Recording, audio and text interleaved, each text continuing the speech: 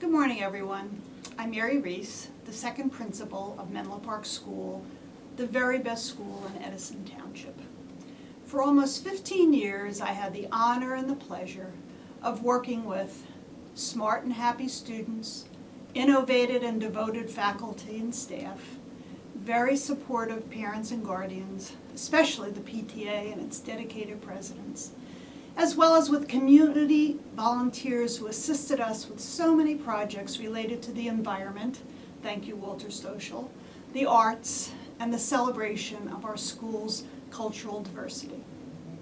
I'm so happy that you've decided to recognize the 50th anniversary of the founding of our wonderful school.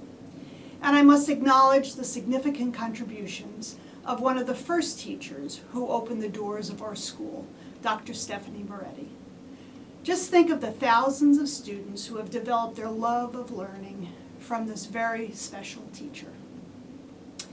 When I recall those 15 years, my first impressions are about the collegial relationships that existed among the faculty, the willingness on their part to go above and beyond to assist each and every student, and to make the school community a vibrant and caring place for all of the children to learn and grow. Certainly we had significant challenges during that time. With the addition of 10 new classrooms, we moved from a population of about 500 students who lived in our surrounding community to one that was well over 700 children, and all of the newcomers came from another school. For the first time, our classrooms were filled with students for whom English was not their first language. Our faculty members expanded their repertoire of activities and strategies that allowed all students to be productive and successful learners in every classroom.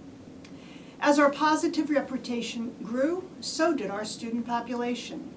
By the time I left in 2004, we had approximately 825 students. Another shift that occurred was the expansion of the racial and ethnic backgrounds of our students and their families. Overnight, we went from a school community that was relatively homogeneous to one that included students from other countries. We worked hard to create a climate that allowed all of us to understand each other's differences and similarities. And we became a district model for best practices and cultural proficiency. Likewise, during that period, our school became the first one in Edison Township to include students with severe and multiple disabilities into our classes. The planning which allowed these special students to enter our school with all of the necessary supports sometimes took more than 1 year. And the many hours that were spent before and after school in discussions with parents and professionals to report on the successes and the trials of the daily progress of each child was a regular occurrence. None of these significant initiatives would have occurred without the dedicated and caring staff that made them happen. And when I think back upon those years, I'm filled with pride and with gratitude for the amazing work that was accomplished for the success of all of our students. So in closing, although I've been gone for almost 12 years, I am confident that the same positive spirit and the high quality of teaching and learning have been sustained. After all, Maya Angelou said it best. I think a hero is any person really intent upon making this a better place for all people. During my years at Menlo Park School, our special place was filled with heroes.